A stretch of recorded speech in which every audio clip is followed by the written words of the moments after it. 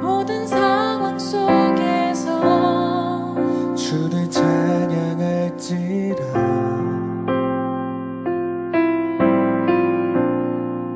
주는 너의 큰 상급, 주는 너의 큰 상급, 큰 도움이시라. 주의 얼굴 구할 때, 주의 얼굴 구할 때 주의 영을 부사, 주의 영을 부사 크신 사랑 안에서 크신 사랑 안에서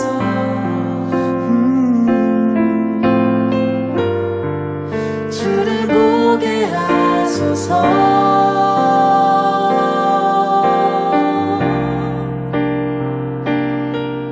내 영혼이 확정되고 확정되어 싸우니 믿음의 눈 들어 주를 바라봅니다. 내 영혼이 확정되고 확정되어 싸우니 믿음의 눈 들어 주를 바라봅니다. 주를 찬양할 때 주의 나라 이미 임했네. 그의 영원한 나라, 그의 영원한 나라, 그의 영원한 나라 보게 하소서.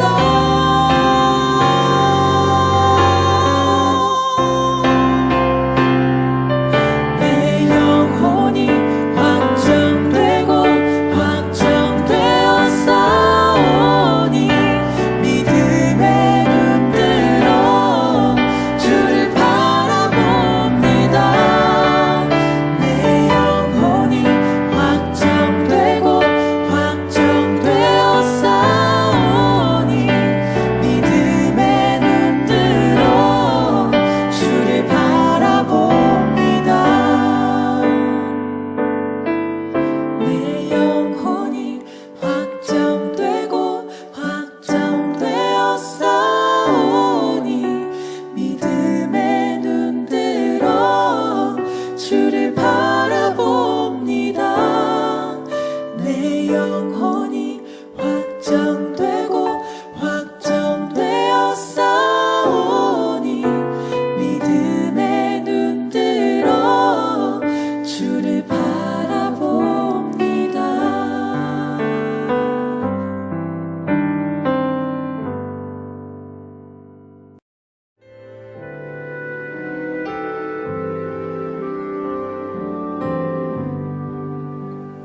주님여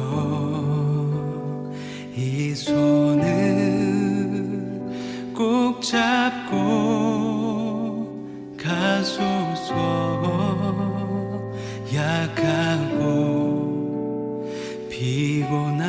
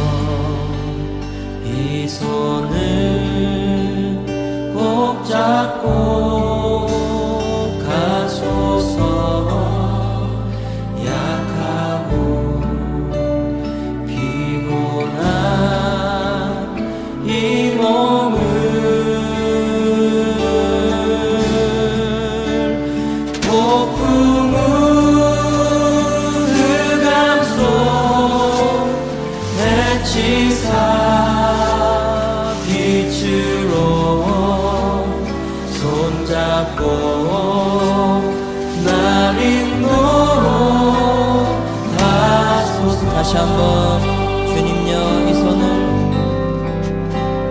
주님여 이 손을 꼭 잡고 가소서. 약하고 피곤한 이 몸을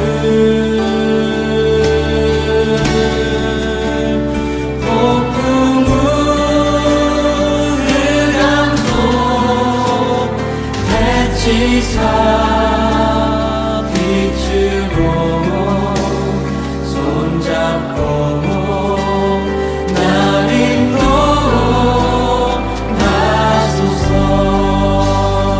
인생이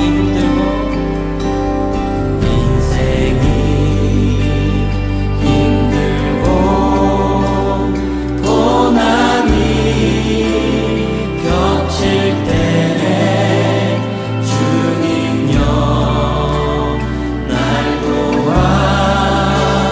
도와주소서.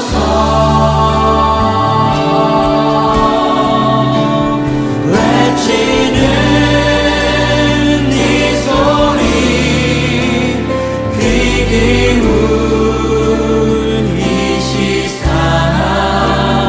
손잡고 날 인도하소서.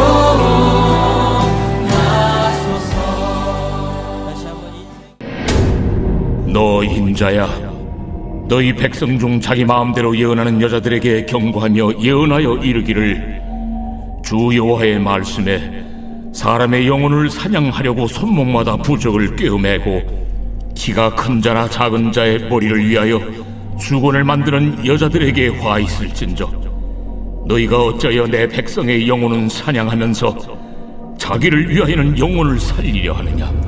너희가 두어 웅큼 보리와 두어 조각 떡을 위하여 나를 내 백성 가운데서 욕되게 하여 거짓말을 고지 듣는 내 백성에게 너희가 거짓말을 지어내어 죽지 아니할 영혼을 죽이고 살지 못할 영혼을 살리는도다. 그러므로 나 주 여호와가 이같이 말하노라. 너희가 새를 사냥하듯 영혼들을 사냥하는 그 부적을 내가 너희 팔에서 떼어버리고 너희가 새처럼 사냥한 그 영혼들을 놓아주며 또 너희 수건을 찢고 내 백성을 너희 손에서 건지고 다시는 너희 손에 사냥물이 되지 아니하게 하리니 내가 여호와인 줄을 너희가 아니라. 내가 슬프게 하지 아니한 의인의 마음을 너희가 거짓말로 근심하게 하며 너희가 또 악인의 손을 굳게 하여 그 악한 길에서 돌이켜 떠나 삶을 얻지 못하게 하였은즉 너희가 다시는 허탄한 묵시를 보지 못하고 전복도 못할지라. 내가 내 백성을 너희 손에서 건져내리니 내가 여호와인 줄을 너희가 아니라 하라.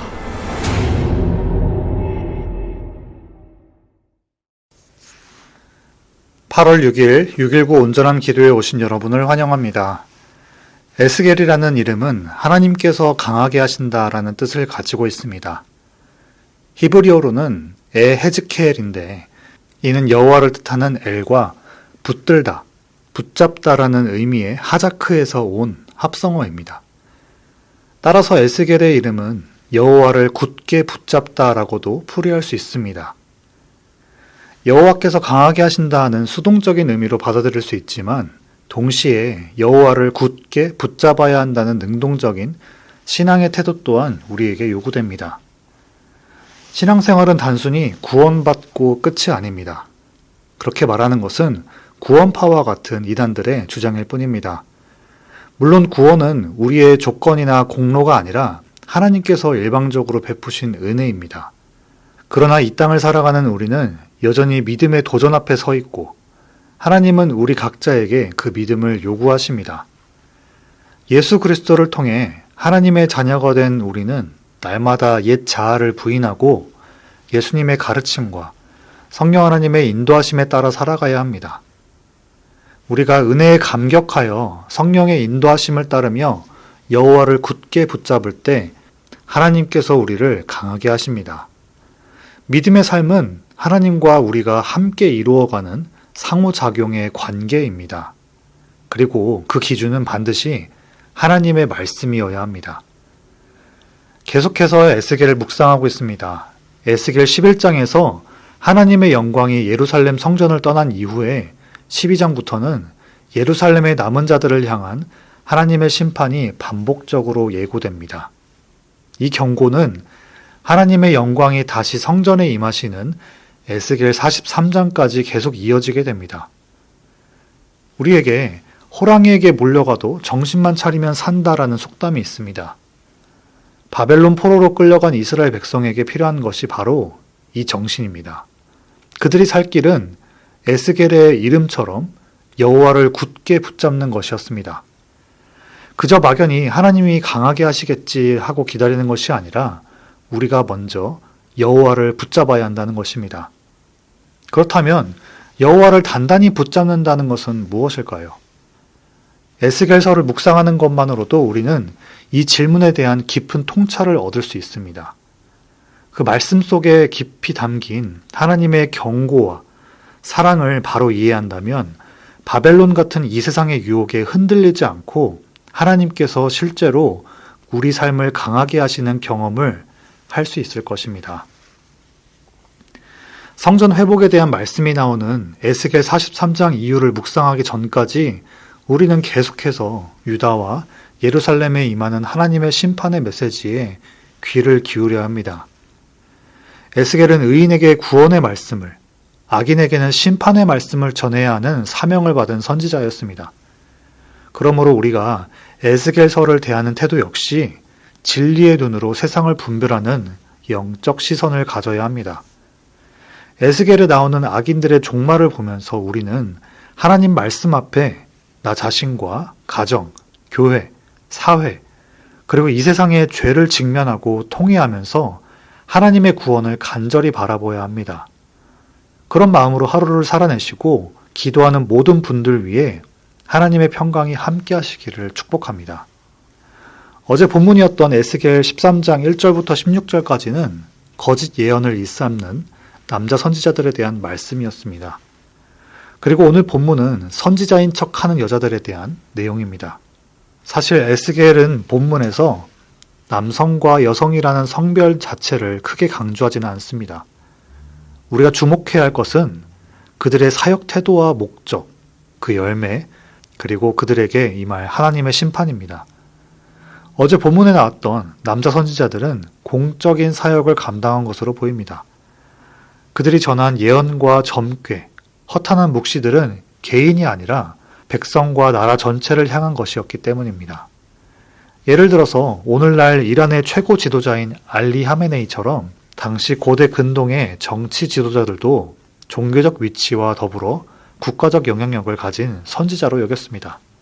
그에 반해 오늘 본문에 등장하는 여자들은 백성들의 일상 깊숙한 곳에서 활동하며 사역을 했습니다.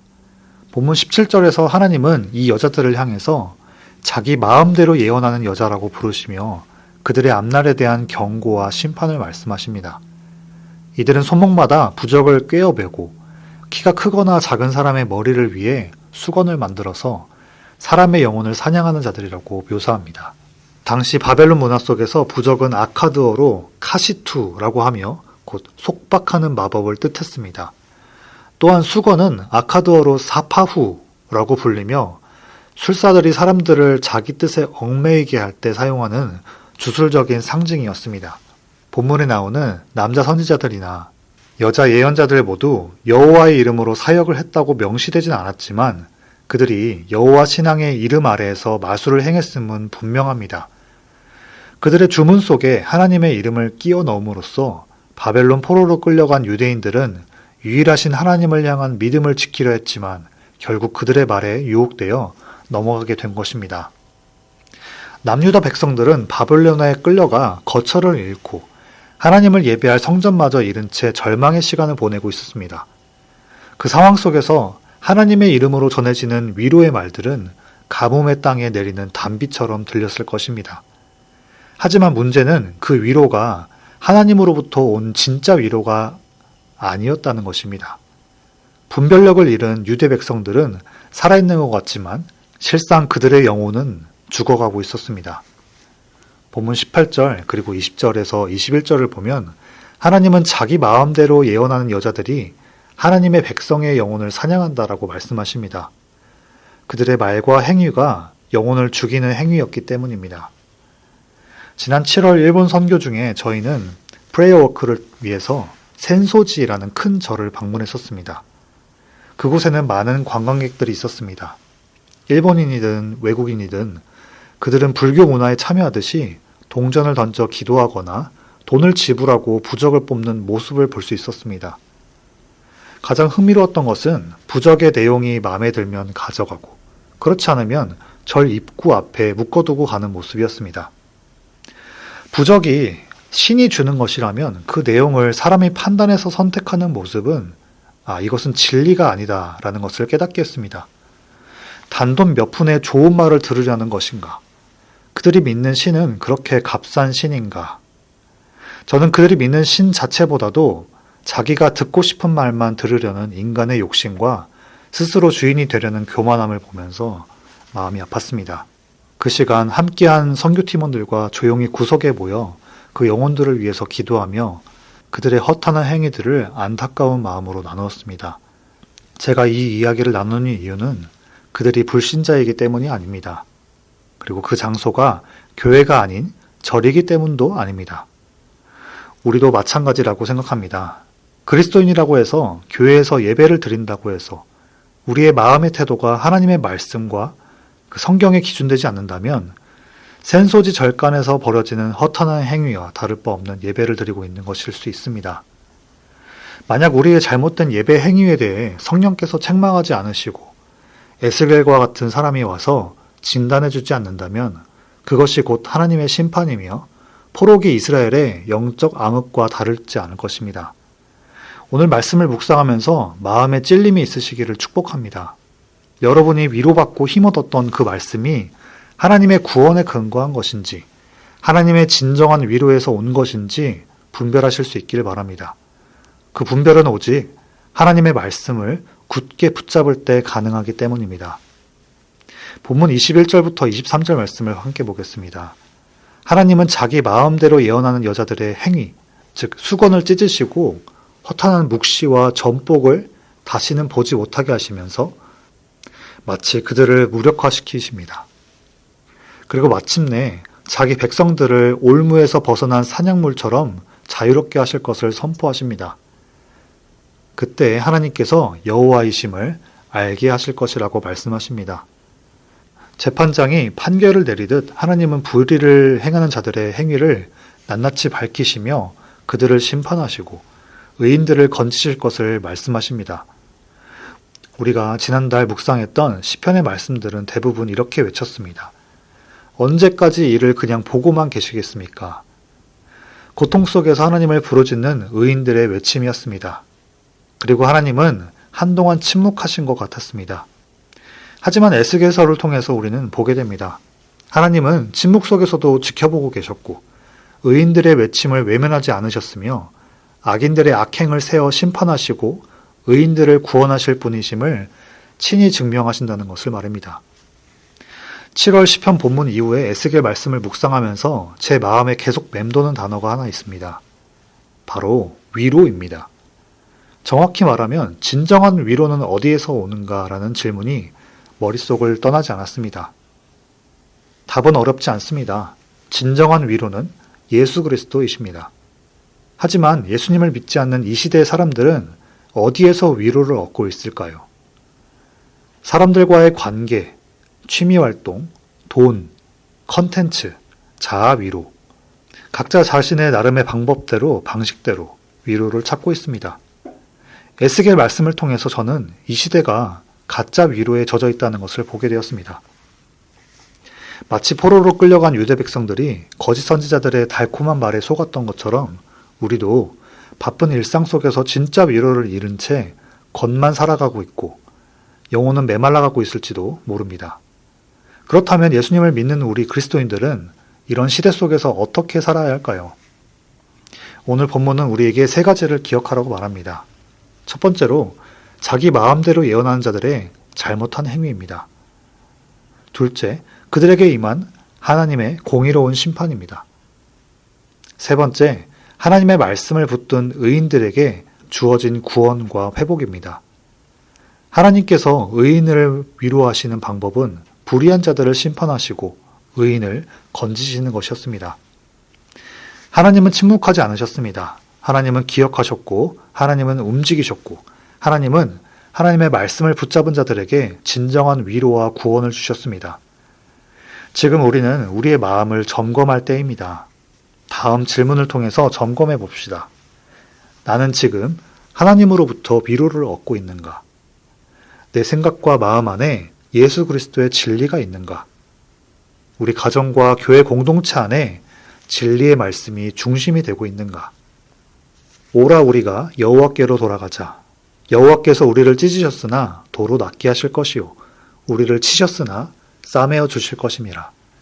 여호와께서 이틀 후에 우리를 살리시며 셋째 날에 우리를 일으키시리니 우리가 그의 앞에서 살리라. 그러므로 우리가 여호와를 알자. 힘써 여호와를 알자.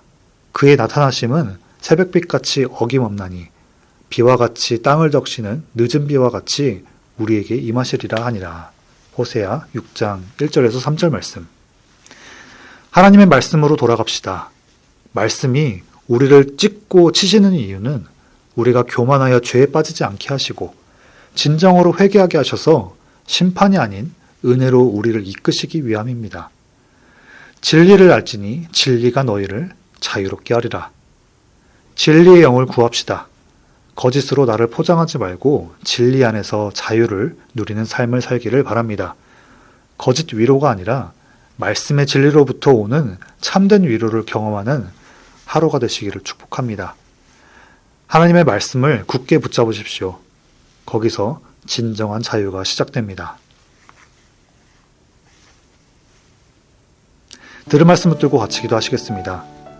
진정한 소망은 예수님의 십자가와 부활 안에 있음을 고백하는 하루가 되게 해달라고, 성령 하나님 통해서 거짓을 분별하고 진리의 영에 따라 사는 하루가 되게 해달라고, 진리 안에서 자유함과 평안을 누리는 하루가 되게 해달라고 들은 말씀 붙들고 같이 기도하시겠습니다.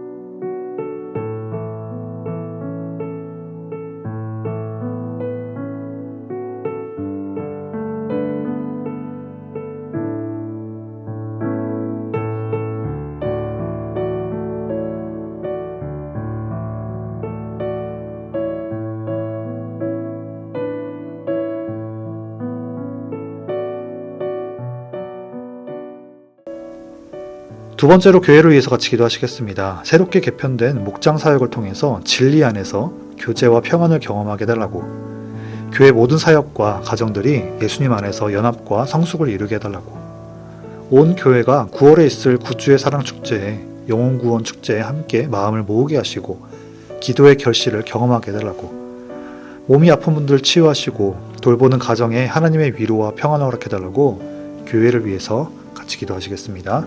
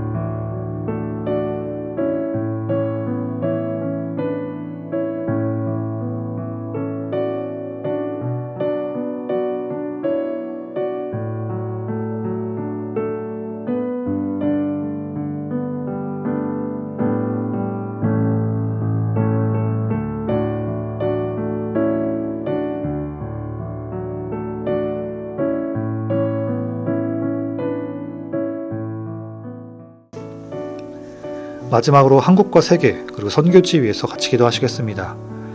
조국 대한민국과 전 세계에 공의와 자비 하나님께서 함께 달라고 모든 교회가 이 시대를 향한 애통한 마음을 갖게 하시고 하나님의 아들들의 나타남을 경험하고 하나님 나라가 교회를 통해서 선포되게 해달라고 우리 교회가 후원하는 선교지와 8, 9월에 계획된 멕시코 칸쿤과 캄보디아 단기 선교팀이 말씀 안에서 잘 훈련되어 선교를 통해 선교팀과 선교지의 복음의 열매를 누리게 해달라고 한국과 세계 그리고 선교지 위해서 같이 기도하시겠습니다.